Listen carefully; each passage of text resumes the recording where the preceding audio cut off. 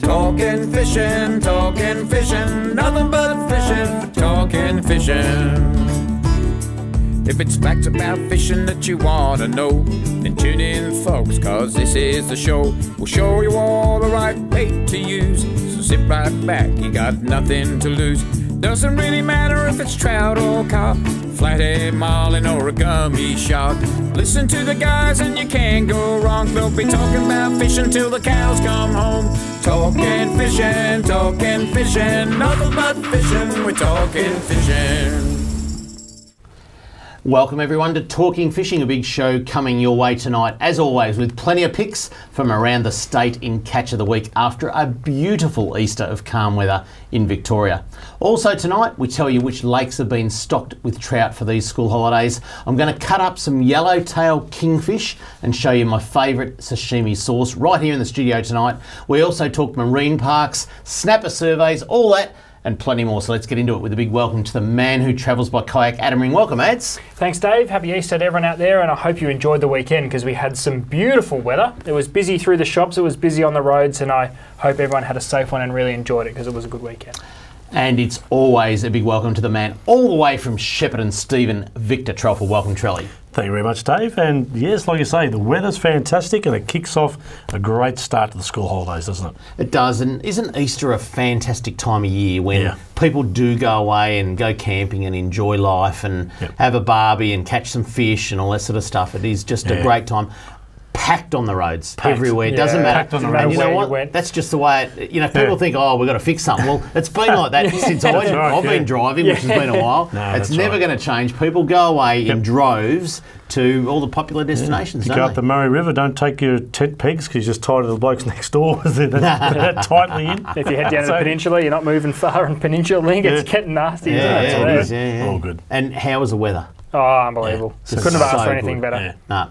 Fish come out to play, and which is interesting because it can be quite tough over Easter with the full moon. But it didn't seem to matter too much this year. I have never seen so many lights on the horizon on the Mornington Peninsula of people fishing for gummies. You know, you'd wake up in the morning at the campgrounds and have a look out, and there was just lights everywhere. The amount of people out on the gummy shark was just so good. Yeah, gummies. We saw snapper reports. We saw some good whiting reports for a change. Kingfish, which we'll hear about later, and over your way, Trail, the freshwater scene was pretty good too. Yeah, excellent. Like up our way.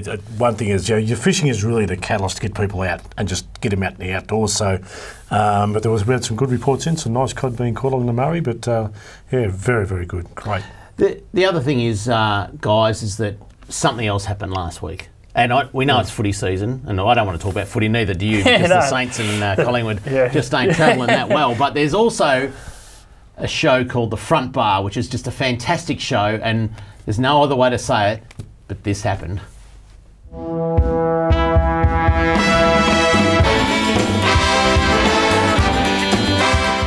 Time now for the last shout. Sure. Who you got for us? Well, it goes to a show that's on Channel 31 and it's called Talking Fishing. This should give you a feel for it. Nothing but fishing, we're talking fishing. Welcome everyone to Talking Fishing, a big show coming your way as always, and a whole new look for 2018. We've lost the couch, and so we now meet in a bar to talk fishing. They're going to meet in a bar, and I think it's fantastic and good on it. It's a good fishing show. Have a look at our backdrop, and now let's have a look at their new backdrop. Been a great place to fish. That is fantastic. What are you saying, Mick? Keep it up, Talking Fishing. Flattery is the sincerest form of something. I don't know. Imitation. Look, they've even got an old guy hosting. It's twice the age of the other fellow. To Talking Fishing. Well done. Talking Fishing. Yeah, no, the Talking Fishing. If our set burns down, we're coming over. Yeah, no, good on you guys. Cheers to the old guy. An old bloke hosting. Just off that very quickly, Kev, can you just re-roll the start to this show, please? I think we all missed something. Oh, here we go. There it is. The old guy. Oh, to the start of the show. Cheers to the front bar. At least they've got beers in their beers. They get real beer. We can't afford it with that sort of budget. But anyway, how good was that? And Mick Malloy, just a champion. And did Did we really? I can't believe they ripped off our set. I know. Can't believe it. I know. Anyway, all good, hey? Getting back to Easter, did I mention that I caught a yellowtail kingfish on the weekend? Yeah, we're going to see a little bit more of it, actually. We are. You're going to see a lot of it because we're going to carve it up and actually have something to eat Yes. later on the program. But how good is it to see that the yellowtail kingfish, that, people have been out there since December on them, maybe a few sneaky before that, but really I'm talking about the quantity of boats down there. Now on the weekend or over Easter, 50 to 60 boats a day, people catching yellowtail kingfish. This is in Melbourne. Yeah, that's right. How good is this? That's right. And on a full moon, which typically, I know we bang on about the full moon, but typically it's very tough. And Dave, I know you didn't just roll out there and catch a kingfish. You had to put some hours in. Yeah. A lot of research, a lot of waiting, a lot of preparation. But if they're still being caught now over a full moon, the kingy season's not over. Oh, we've got a long time to go. Still 19.5 degrees out there, so... But if Dave done all that research and just had to, really put in the hard work for it, imagine what a normal bloke has to do. Catches one. Folks, let's have a look at what's being caught by the people at home. It's time for Catch of the Week. Catch of the Week, brought to you by Shimano, providing reliable, trustworthy, quality fishing gear for your enjoyment. And let's kick it off with my favourite species. You know what it is, don't you? Have a look at the size of this cuttlefish. Natalia defanis, I think is how we say it. Natalia went out with the folks and have a look at that off Rosebud. That's a monster cuttlefish. It's a very different looking animal, isn't it? Yeah. They're unreal. One of the most delicious things you can catch in Port Phillip Bay. One of the most beautiful creatures of Port Phillip Bay, and one of the magnificent baits that you can get. And I can just read Natalia's mind now. Salt and pepper cuttlefish. How good is that? Now, last week we mentioned on the show that as the water temperature starts to cool, the snapper will come back on, and a couple of guys took note of that, and a couple of girls actually as well. But let's kick it off with Alexis Clute. Got a beautiful 7.5 kilo snapper off Mornington, out deep. Yes, so you've got to fish out deep. Don't try on your 11, 12 metres when it's conditions like that. You could water ski out there and then start fishing. But 7.5 kilo. Beautiful fish, and we will see more. That hasn't finished yet. No, well, as it goes through 18 degrees, it'll get even better. We'll see more. Another person who got into the snapper was Paul Kotso. Every one of these is 6 kilos. Thank you very much. Yeah, and this is the beauty of the winter snapper fishery. You rarely get small fish. Yeah. So you got 3 hands? I don't know where the other one's hanging, Charlie. Might have a stiff chest hair or something like that. Well, the third one's hanging somewhere. Yeah, true. It's 6 kilos. He might have 12 kilos hanging off one hand or a stiff just chest excited. hair. He could be excited. I'd be excited if I got 3 snapper like that this time of year. The next one, let's head over to Western Port off Hastings, straight out from Hastings, in fact. He didn't give us his name, he didn't give us his missus' name, but this is old mate's missus, got a gummy shark off Hastings. Beautiful gummy shark. Well done, old mate, and your missus. Yeah, we knew they'd come out. Probably his girlfriend, he didn't want to name her, but that's all right. His wife's just... Oh, I actually haven't got a photo of him, but that's right. Could have been in trouble. That's why it's anonymous. Let's keep going because this species is absolutely fantastic. Usually February, March, going into April now, and the elephant fish are still biting down at Port Welshpool. They also come into Western Port, and you get the occasional one in Port Phillip. But Phil Jordan, he got a lovely elephant fish there. We need to buy him another shirt. Regular contributor to the show. We need to buy him a new shirt, though. Phil, have a look at the shirt. Pop into the shop with your mates. I'll sort that out for you. Trelly. Weird looking those elephants. Trelly, where did you go for Easter? Well, went a little creek up near Deniliquin. Yeah, put the boat in, guided my wife around fishing. Because I'm the guide. That's what I do. Bait boy as well? Bait boy, and netter. Yeah. But, do all now, that. This little creek, is that off the Murray River? Yes. Oh, yeah. Just as well, because when you send in a photo... no, seriously. When you send in a photo to Catch of the Week... No name, no location. He's one of those guys. And you called it a bloody silver brim. Have a look at this. Mary Trelly. Mary Trelly, the lovely other half of you, Stephen. That's right, exactly. What's Mary's middle name? It hasn't got a middle name. Oh, okay. Mary Trelly then. A 47 centimetre silver brim. Yes. Well, I just made it up the Murray River because you gave me no idea. Texas. Silver, is that what you call them, silver brim? Well, a bit of a slip of a text. There's a spell correction on my phone. Yeah. It's supposed to be silver perch. for out there. Have you ever seen a phone? It actually was- Adam, It changes don't worry brim to about Charlie. perch. Have you ever seen a phone that spell checks brim to perch? Does that sound... That's the first thing that popped happens to me all the time. Yeah. You know, I won the rumour file the other day on Thread. I'm going to win Bulltish Artist of the Week next week because it's going to be Trelly. My phone misspelt brim to perch. Or 40. vice versa. That was a crack. It was a 47 centimetre. Can we put it up again? big Can for a we silver put that one perch. up again? Or That's would it be better? and I've seen a lot of brim in my time, bits and pieces. That was the biggest brim I've ever seen. Yeah. That was a cracker. Have a look at that. I mean, is that good eating? No, we're not supposed to take them, so we put him back. But it's a female. You can tell because it's big around the girth. So it must have been a female, I reckon, because it's just about to lay eggs. There you go. All right, let's keep with the freshwater scene and the Murray cod are on fire everywhere at this time of year. Jack McIntosh got a beautiful 68 centimetre up at Picnic Point, Mathara. Now, Jack actually caught that on a tackle rat combo that he got given at Casey Fields Kids Come Try Nice. Fishing Good Day. stuff. So well done, Nice. Jack. Yep. That's a classic cod. Is that within size, Charlie? Yep, 68's within the slot limit. He's Big at the caravan. He's at the little creek that runs out. Your Lupna Creek, Gulper Creek that runs out the caravan park by the willow trees. I can tell with the background. Let's have a look at the lucky last. The swordfish have started, and this is down at Lakes Entrance. Andrew Andrews got a beautiful. I think it's I can't read it from here. 94, 97, No, 90. Bigger than that, I think. Was it? I can't read it from here. Yeah, it's big. 108 kilo. Hey, like 108 kilo. There we you go. 108 kilos. That's a beautiful swordfish. And what if you? Am I allowed to mention this? If your surname was Andrews, would you call your kid Andrew? No, you can't mention it because he's know a what his mum lovely was bloke, thinking. Andrew. He's shocked with us. He's an absolute legend. What's his middle name? Could have been Daniel. No, Then you'd get picked on for being the premier. But anyway, if you'd like to send in a pic of your catch of the week, this is what you have to do.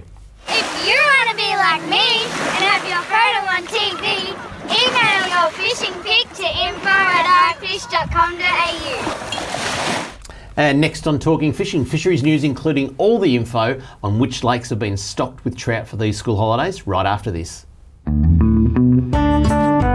Talking fishing. We know what you'd rather be doing. We know what you've really got in mind. We know you'd rather be out fishing. And today's the day you're gonna wet a line. 'Cause every day's a good day. Stop wishing. Every day's a chance to drift away. Drift away. Every day's a good day for fishing. See you down at Tackle World today. Talking fishing, nothing but fishing. We're talking fishing. Live from the studios of Channel 31 Melbourne, it's now time for some very fishy news. Plenty of good news this week. There was an abalone bust, but I couldn't find the story. Oh, so the season's still thriving. Season's still still good thriving. going, There's yeah. still Good season. Still abalone poaching season. We'll try and find that one next week. Get out But there and anyway, lose your boat. let's get into it. Some great news for those of you that aren't going away for the school holidays. You want to go fishing with the kids. There are plenty of lakes that are being stocked with rainbow trout, sizeable, ready to catch. Have a look at the list that have been stocked this week. So some of these might get done later in the week. Hopefully we'll get a list up there. But Berwick Springs Estate Lake, 500. Well, we're not going to put the list up. Casey Fields Lake in Cranbourne is going to go 500. No, we don't want fisheries news. There we go. Cobden Lake 250, Pakenham Lake 500, Simpson Recreational Reserve Lakes 200, and Pertobe Lake in Warrnambool 450. So they will be stocked this week. I know Casey Fields isn't being done until Friday, boys. So Nice. And then what was fished last week? There was a lot more. So if you want to get onto the Victorian Fisheries Authority's Facebook page, you'll see the full list. But just a snapshot there: Albert Park Lake 1,000 trout. Crusoe Reservoir in Bendigo 300, Eildon Pondage 2,000, Highland Lake in Churchill down near Moore 750, Carcarook in Moorabbin 2,000, Lilydale 700, Marysville Lake 450, Roeville Lakes 400. So Nice. plenty of trout. Top up for the holidays. Yeah. Not big numbers in thousands, but big fish. Not guaranteed to be done usually this time of year either, Charlie, because they used to only start stocking those lakes in June when the water got a bit cooler. But they're just they're doing it because they want people to get out fishing. They want 1 million people out fishing. So I like it. next one, Snapper Troll Survey. Now we are going to try and get Paul Hamer on the show. I think we've got about 5 or 6 weeks left of this season before we go and take a break for winter. But we'll try and get Paul Hamer. He's the man that knows about snapper, but he is out there now, and I think we've got a couple of photos of their trip. But the scientists are halfway through their annual Port Phillip Bay juvenile snapper and flathead surveys. These nighttime surveys have been conducted for nearly 20 years, giving valuable data on future stock trends. So you can see that little snapper on that guy's pointy finger there? Yep. That's what they're looking for. They run this tiny little trawl net through some known habitat of snapper juveniles, and that's what they're looking for, and they count them. Surveys are being completed in the Geelong Arm near Point Wilson, off Mordialloc and Carrum, and currently the scientists are surveying near Hobson's Bay and Frankston. A small research trawl net is used to monitor numbers of small fish that are 2 to 5 months old. They're originating from the previous spring or summer spawning. So there you go. Nice. That's really important research because it is predicting the seasons, and in particularly the snapper. Just a whisper is that there's some very good news coming our way. Nice. So that was the netting news, wasn't it? Ripping up their habitat in Cryo Bay. These are important nets. These ones, they're allowed to operate. I know, but know that the result of those, it's good. Oh yeah, absolutely, yeah. All right, the next one, marine parks, and people need to not be alarmed. Can I just say that? There's a lot of information out on social media at the moment. There's a lot of information in the papers at the moment about marine parks. Please, what has happened with marine parks in Parliament last week? Thursday, I think it was, Trelly, is good news because it could have been a lot worse. And what the coalition government has done is put in some really good things. I'll just read a bit from the media release from the Australian Recreational Fishing Foundation. The chairman, Brett Cleary, he welcomed last week's announcement by the coalition government of new and improved management plans for Australia's network of marine parks following years of consultation, review and public submissions. These new plans not only recognise recreational fishing as being largely compatible with the conservation objectives of marine parks, they also finally recognise recreational fishing as a key value of marine parks. He went on to say these new evidence-based management plans strike a good balance between the needs of all stakeholders, and they are definitely a vast improvement on the previous plans which locked out recreational fishers out of hundreds of thousands of kilometres of Australia's oceans with no scientific justification. They were just parks for the sake of having parks. These new plans ensure fishers will retain access to some of their most beloved and important fishing areas, such as the Coral Sea in the northeast and Geograph Bay in the southwest of Australia, locations which have provided generations of Australians with great and sustainable fishing experiences. Now, Trolley, most people would probably say, what the hell does all that mean? Can you put it in layman's terms? Yeah, unlike the Victorian government at the moment, which is the Labor Party, who do a fantastic job. Let me get that straight clear right now. The federal Labor government seem to rule with the Greens Party thumbs fairly firmly up their backside. So in that result, we tend to want to get these. The Burke plan was, sorry, I moved this camera. The Burke plan was to have a marine park, which was basically the size, Dave, of Queensland.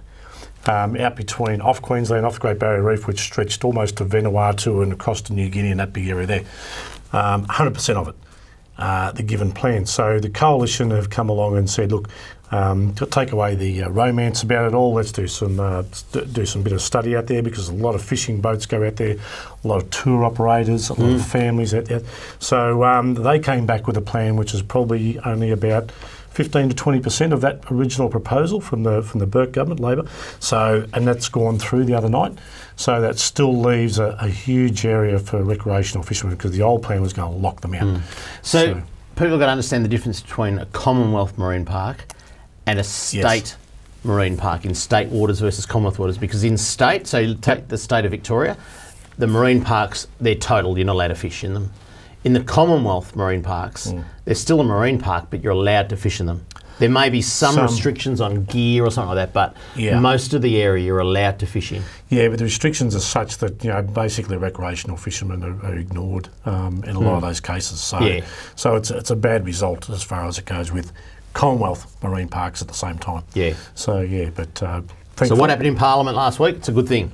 Exactly, yes. So it went through. It had another few days to go to be finalised. That's, I believe, gone through now. So it's great. Unfortunately, like I said earlier, a lot of information on social media at the moment, they just see the words marine parks and say, this is bad, we've got to get back with Labor and fight against this change, but it's not right. We've got to stick with the coalition and what they've introduced, because that is good for fishing, there's no doubt about it. That's right. All right, you got the next news item? Okay, now we got a fish habitat workshop, and this is on Saturday the 28th of April at Myrtleford. So the All Saints Football and Netball Club at Ablett Function Room, 35 Lewis Street, Myrtleford. Goes 10 a.m. to 4 p.m, check in by 9:30. If you're passionate about restocking, river health and fisheries, come along and find out how to get involved.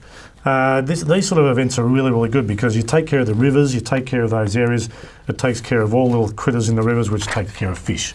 So, so that event's going to happen there on the Saturday 28th of April. There's a free event, RSVP by the 14th of April.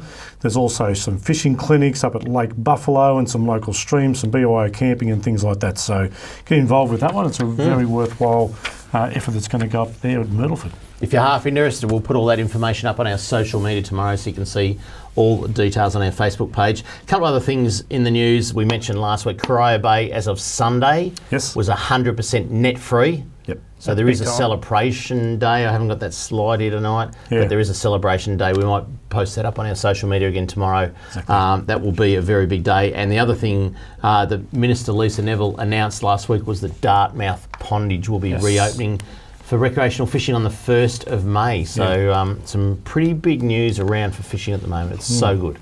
Did they get a dump of trout on your report? I think it did. What? Dartmouth Pondage? What? On your fishing, on your report of stocking. No. Didn't it? No, because it's not getting stocked until the opening ceremony on the 1st of May. Oh, there you go. It's coming up. Sorry, cat's out of the bag. Even though they've stocked it for 10 years and the previous government shut it down. But anyway, up next, product of the week and plenty more. Right after this on Talking Fishing. Talking Fishing.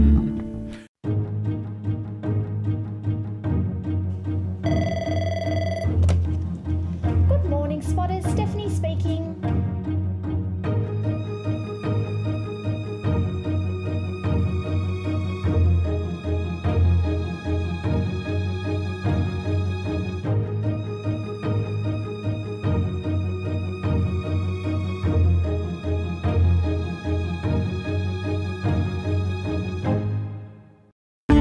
Product of the week, brought to you by Tackle World. Talking Fishing.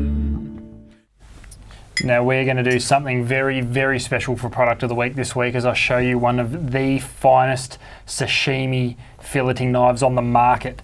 This is incredibly sharp, so I'm going to attempt to be very, very careful. This is what a sashimi knife looks like. It's incredibly heavy, and there's no give in that blade whatsoever.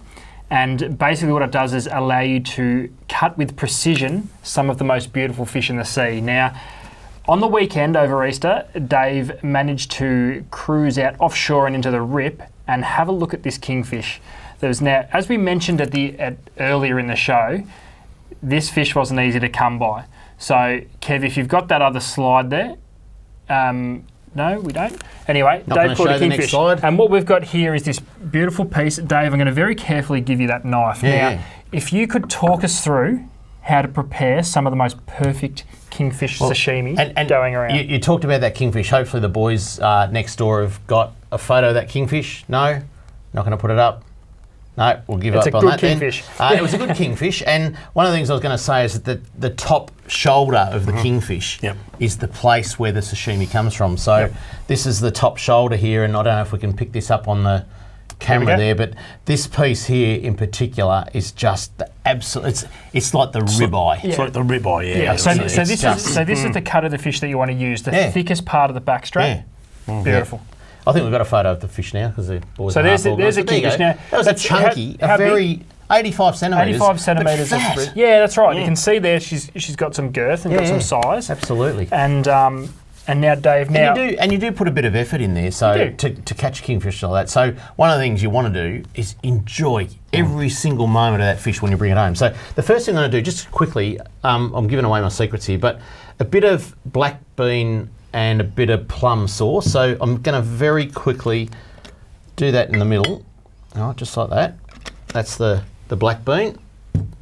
And so what's the ratio? Half and half? Half and half. All right. And Who taught you this, Dave? I just made it up. It just so happened Just mucking around? Just winged it. Just winged it, right? So half and half. Hate to see other stuff. And just give that a mix, right? So plum and black bean. There's nothing to you buy that stuff in Woolies, whatever you want to do. Right, so bit of sauce like that. Now, the beauty comes with the knife. You've got to have a good knife. Yeah. And what I always do, so this is that shoulder bit, I always, because that's cut with the filleting knife, and so I always just cut the first one, all right? And just to get that first, now that's a bit thick. So get the eye in. Yeah. Basically. Well, no, you just want to start it off with a good edge. So what you do is you give that to the person you don't like the most. So Trelly, you have a good one. All right. No. I'll save that bit. No, but seriously. No, you can eat that. I It's was just going to say throw it at the seagulls. That's So me. how thick are you aiming for here? well as thin as possible. Okay. So you look at that. That is just absolutely. But now I'm going to line these on the plate. Now this is where the knife is absolutely crucial. I said at the top that the knife is quite heavy, especially towards the handle end. That Dave designed specifically for ultimate control.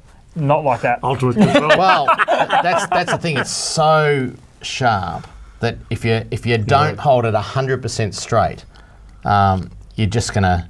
So that thin you could read the paper through it. Yeah. And that's also the key. It must be insanely sharp, which this is. I was actually, when I was putting this in the packet to bring it here, I just clipped the very back corner of the blade and got a nice little cut on my thumb.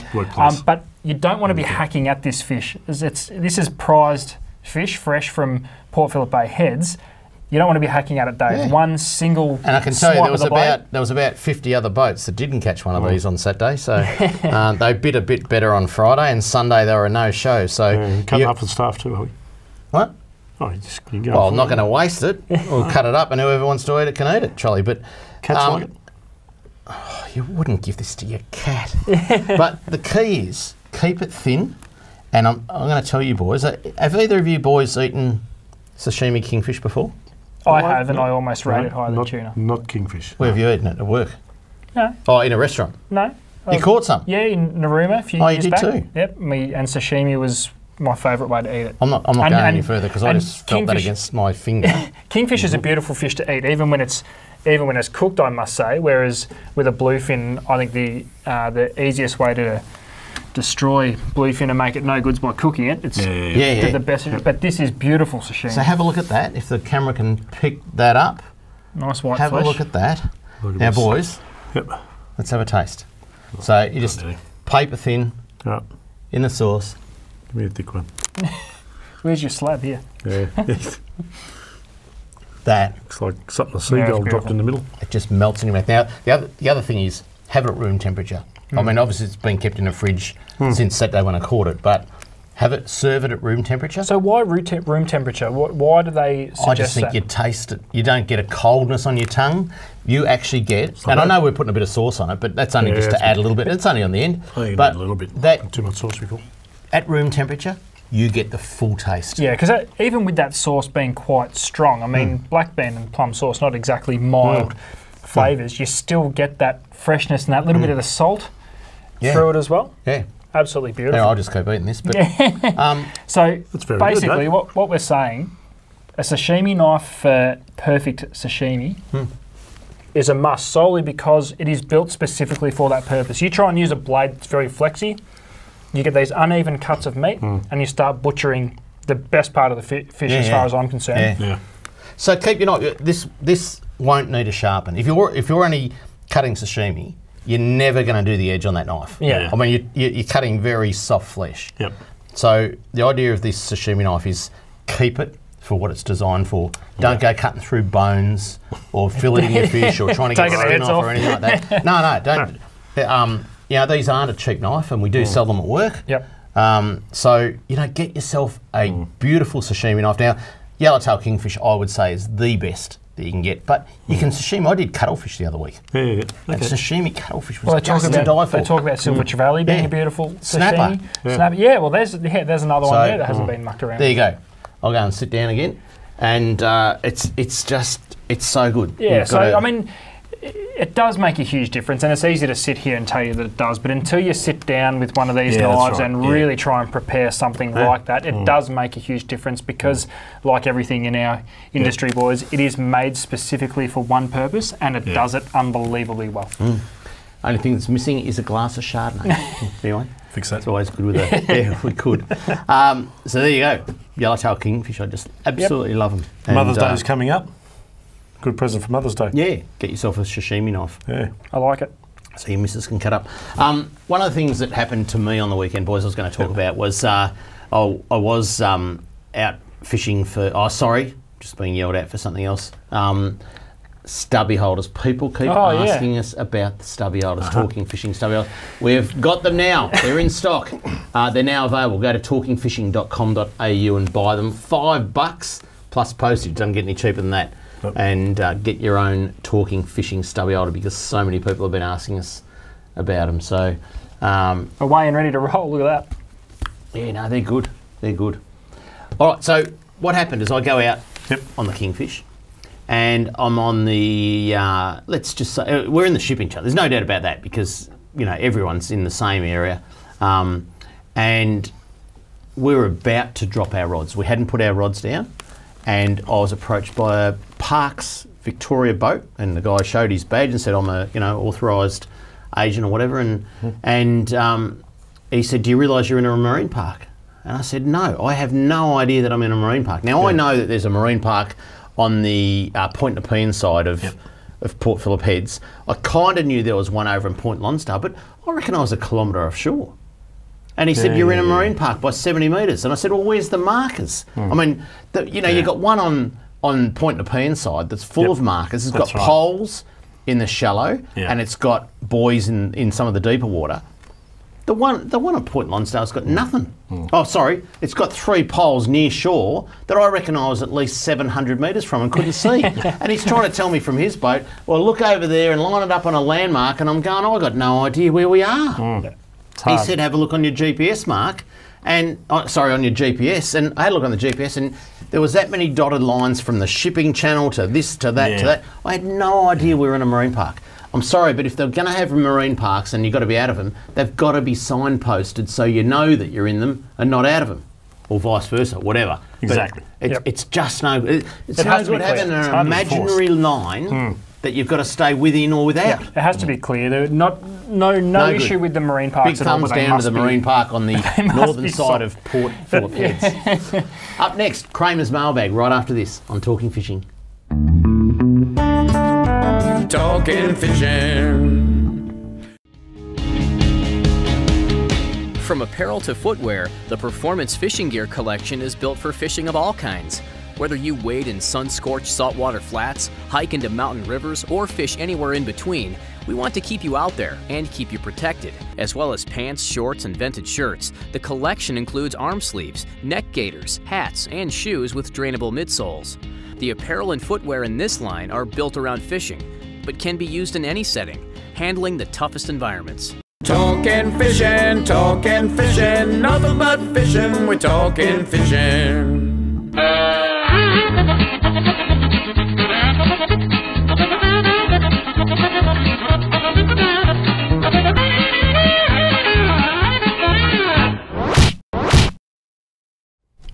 And plenty of mailbag. We'll try and get through all this. First one is Joe Greco. Know who Joe is?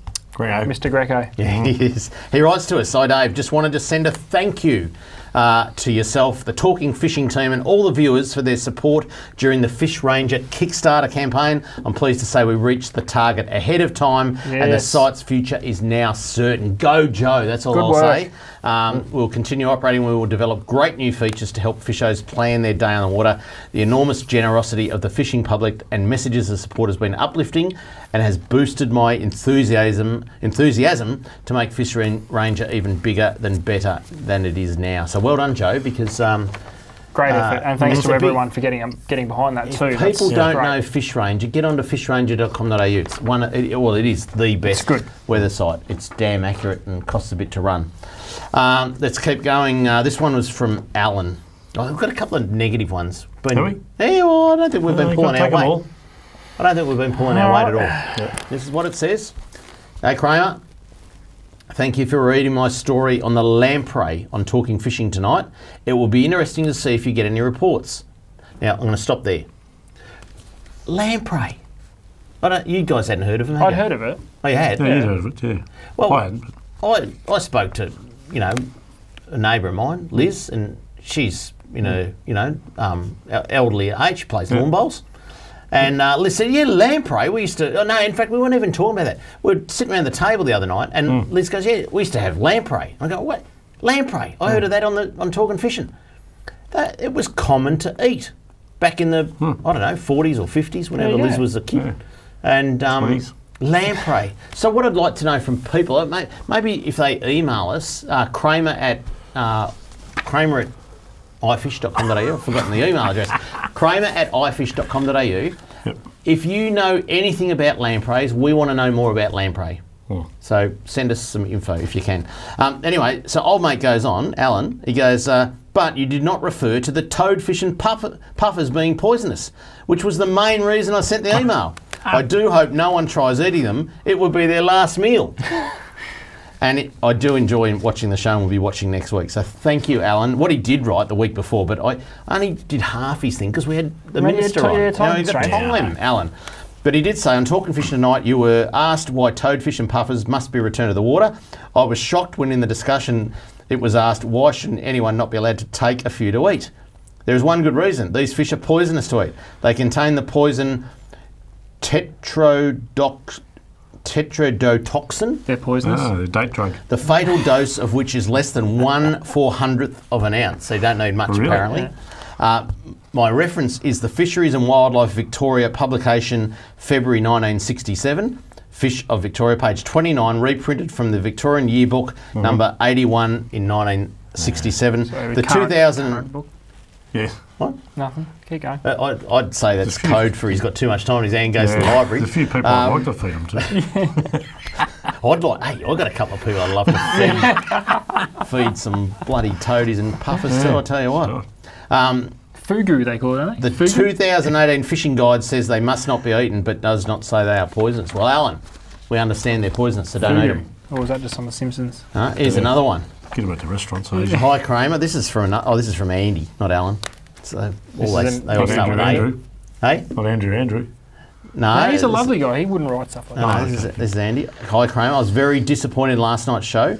I sent an email concerned about the installation of a gate which stopped our access to the Eildon Lake at Peachy Road near Hauqua. This email was aired on the first show of this season. The panel all seemed receptive. So you blokes seem receptive. Yeah, right? I know where Peachy Lane is, Andrew. Yeah. And we started a minister pile. Yeah. It must have been a Minister Neville pile. Last night I waited, this is last week, last night I waited for the hard question about waterboards to the Minister and their approach to recreational fishers in the Eildon area, the reduced access to the lake and the lack of facilities. Nothing was raised. Well, I'll tell you, Andy, we're lucky to remember what happened last week, let alone episode 1. So, Andy, cut it short. I have raised it with Travis Dowling from Fisheries Victoria because I'm telling you, the state government isn't into locking people out. It's into letting people in. So we will get to the bottom of that. And it goes into the Travis pile. But if we don't forget in the meantime. if we don't forget it. Hi, David and crew. Love the show. I'm a regular viewer. This is from John. Watch with interest and welcome the recent developments and improvements to fishing at Blue Rock Lake in particular. When might we see some sort of access to the Tarigo Reservoir at Neerim South? This is a wonderful impoundment which holds a lot of magnificent trout and should be another fantastic attraction to this area.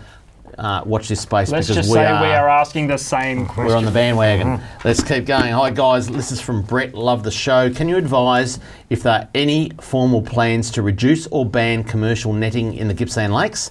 Apart from spawning bream, when was the last time you heard the main lake was really firing? Not for a long time.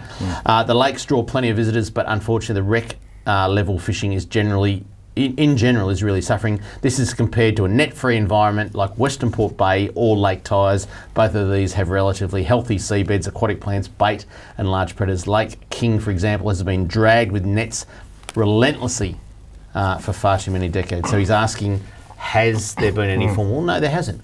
And what I'd say to the people of the Gippsland region is if you want the nets out, you need to protest and you need to be heard and you need to be writing to ministers, you need to write to the Premier, you need to write to Matthew Guy. Get your voices heard, because it won't happen unless people power make it happen. So Correct. There you go. Thank you, Brett. Warren, he writes, "Hi David, Alan and Trelly. Great news on the Fish Ranger app, having reached their target to keep the app going. I have no doubt that your promotion of their plight over the last 2 weeks played a huge part in getting other like-minded boaters and fishers to back Joe and his great work." Went on to say how good that was, so well done. Yep. There you go. If you'd like to write into Kramer's Mailbag, this is what you have to do. Send your mail to Kramer's Mailbag, PO Box 734, Patterson Lakes, Victoria 3197, or email kramer@ifish.com.au. And coming up next, this week's Hotspots. We'll be back shortly on Talking Fishing. Talking fishing. G'day, Callan here from Paul Worsland's Tackle World Cranbourne. Supercharged batteries have been supplying maintenance-free marine batteries since 2001. The Seamaster Gold range is second to none, delivering superior starting power and reserve capacity. No need to top up with water, truly a fit and forget battery. With up to 2 years replacement warranty, you know you have quality. Your battery is your lifeline. Without it, you're dead in the water because it's bloody hard to push start. I've got a Seamaster battery in my boat. Make yours a Seamaster Gold today. Talking fishing, nothing but fishing, we're talking fishing. And now the segment you've all been waiting for. Hotspots, brought to you by Seamaster Batteries. Make yours a Seamaster Gold today. I've got no idea what we do. The Hotspots. stuff that goes on, the stuff that goes on in the ad breaks. Can I just read one more Kramer's Mailbag that I didn't get to? Yeah, we got heaps of time. It says, Matt writes and he goes, "Who built your bar? Need to get a refund. There's a dodgy joint in the front." I've got a 3-shot there. There's a dodgy joint. They wouldn't have that on the front bar, I tell you. Boys, hey, Mick Malloy wouldn't put up. In fact, he'd thump his thing like that and the whole thing would split. No, I tried. I smacked the hell out of it before, which I've tried before. Anyway, that's serious. Kramer's Mailbag is saying there's a dodgy joint in the middle of the bar. Well, good picked up. We've got a big budget here at Channel 31, I can tell you. $50. All right, what are we? Hotspots. The number one. I'm sorry, but again, well, if there's fish there, and we can enjoy a platter like that live on television, then the number one hotspot has got to be the rip. I'm sorry, yellowtail kingfish are on, and the rip is going off. Going off. No, now big call. I reckon even at Christmas, the temperature might have been up around 21. It certainly wasn't as hot in the rip as it was in the bay proper, and we're now sitting only at 19.5. And I would say those fish are there, and they're probably there for another month at least. And the beauty is that anglers are staying on them. You know, there was, like I said earlier, 50 to 60 boats in the heads. There should have been 200 because this fishery is just the best comeback that I think we've seen of any species. Yeah, probably apart from Murray cod, Trelly, you know, over the years. But yellowtail kingfish are on the way back, and it's just a fantastic thing for Melbourne. And, you know, you can launch at Sorrento, you can launch at Queenscliff. It's not that far away. It's a 5-minute drive. Yeah. Catch a couple of squid on the way through and you're in, you know. So I'm tipping another week, maybe 2 hotspots for kingfish. Ooh. That's my tip. All right, there you go. As we said last week too, as that water cools, the snapper will come on, and the second hotspot for this week is Carrum, or out of Carrum. Launch there, and as if it's snapper season, pretend it's October, November, and you can go right to Aspinall, you can go left to Mornington or Frankston. Go to the deep water. Go to the deep water. 15 metres? 18. 18. Yeah. Minimum. Okay. Yep. There is snapper to be caught, so please get out and enjoy the snapper fishery while you can, because they will shut down a little bit during winter. Yep. And you need to go out and do that. You've probably got about a month Make to the do most that. of it. Over in Western Port, I saw some photos today, boys, of bycatch. People that went out to the Elephant Triangle, although this one isn't. I'll talk about that next. No, but great story. There just seems to be a little bit of a run of King George whiting in Western Port. Yeah, I'll roll with that. It was the first weekend for quite a while that we had a reliable report of not it just happening for a tide change. No. It seemed fairly consistent for majority of the weekend that there was some good whiting caught at... Oh, the Middle Spit. It's the capital of King George whiting. So the Middle Spit, there you go, is our next hotspot. Head to the top end of the middle spit, and you'll get some King George whiting up there. The next one, Elizabeth Island, which is in the Elephant Triangle, what they call the Elephant Triangle, and some lovely King George whiting, up to 42 centimetres at the moment, boys. So nice. Some good fish there. Charlie, lots of reports also, and I know we skipped over Cryo Bay, but Cryo Bay, there's no nets now, there's no excuses. The fish there are for the recreational anglers only, and when they're on, and there will be some great catches of King George whiting, I think, in months to come. Yeah, you're right. With the exclusion of nets, we've seen actually an improve over the last 2 or 3 years. Yeah, well, there's a lot less netters anyway, isn't there? That's right. So, there's the reports coming in from Easter and some of those times when all you can do is get little bits of grass on your line, that type of thing. Improvement of that habitat, all that type of thing is just all leading to one way. So we will see, and we have seen, some really good reports on whiting down that way, and fishing down that way has been excellent. There you go. The next hotspot, let's head all the way to the western part of the state, and Portland. Southern bluefin tuna are starting to come on. Some good reports from down there, and again, the water will start to cool over the next couple of months, and we will see more and more reports from Portland. At the moment, only schoolfish. But generally at this time of year, don't you think they're a bit chunkier? They are. They're definitely. not the 10 to 12 kilo that people might call 15 in June, July. Right now, they're a bit chunky, and they probably are more around that 25 to 30 kilos. And we should continue to see that until we hit winter proper and the water temperatures do get really cool. So it's a nice time to go and have a look, because you are a better chance of getting that better fish. And I honestly, I would not be surprised if we hear of 100 kilo fish in the next couple of weeks. We seem to get these. It doesn't last for long. The last few seasons have shown us there'll be a few big fish early from Port Mac or maybe down as far as Port Fairy. We may see a couple of big ones. We then get into the school season, and then sort of mid to late we get another run of these big fish. So I really wouldn't be surprised if we see a big fish in the next couple of weeks. Charlie, if people want to stay up to date, I mean, your boys in Geelong, they have got the finger on the pulse down there, and it's only just down the road to places like Warrnambool, Port Fairy, and like we said. So get into your local tackle shop. That's all I can say is get into the local tackle shops, because the boys at Geelong and Cranbourne and Mornington and Lebanon got the finger on the pulse, and they'll tell you where to go and where to catch them. So, and lucky last, boys, you got to do this while we've still got a bit of warm weather now. I think we've got 26, 27 degrees this weekend. The last hotspot is the Hazelwood Pondage Barramundi, because when it does cool down, those fish will shut down a little bit. But at the moment, there's some good barramundi to be caught all the way along the shoreline that's open for access now. The new car park's open, the new road's open, and Hazelwood Pondage is on fire if you get down there. Is it a lure-only fishery? Good question. Technically speaking, because technically it's not. Because there's nothing stopping you putting a bait out. Has a live tilapia? Well, just thinking outside the square, these are stock fish. Has anyone tried fishing an unweighted pilchard? Oh.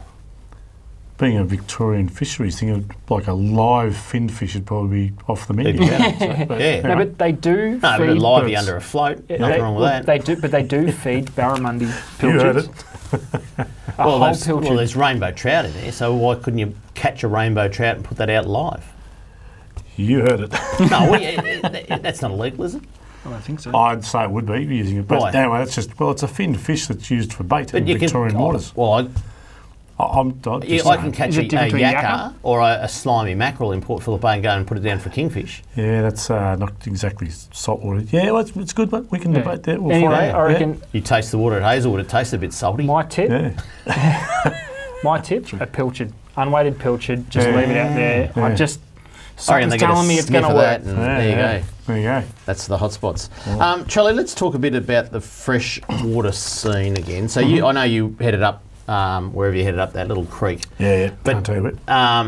the Goulburn, is that still pouring for irrigation? Because people are still reporting that Eildon is dropping at a rate of knots because of we haven't had any rain and irrigation for the orchards. Yeah, and rain's not on the radar at this stage, but Eildon I think is dropping at something like 4 inches or 100 mil a day. Which, when you look at the top level of it, that's a lot of water. That's a lot of water. It is, yeah. I think a lot of it's been pushed out through, gets down to like Lake Ngambie, just below the wineries, and gets pushed out through the Western District, down through all those big channel systems. As a bit goes up through Shepparton, through the main Eastern Channel. And all managed through irrigation, is it? Yes, exactly. Yeah. So it's not the some of it going down. It's now down the Goulburn. It's about at this stage I was looking about a metre and a half above summer level. But it's good clear water. It's actually fishing pretty good because it's released water. It's not coming out of the sky and going through all I think so. It's fishing very well. Will we see as the water temperature drops better cod fishing, better yellow belly? I mean. Yeah. You don't see a lot of yellow belly so has it in been this quite time poor of year. yellow belly season? Yellow belly's sort of been more the lake type of thing at the moment. So along with redfin, it gets some thumpers over at Eplock at the moment.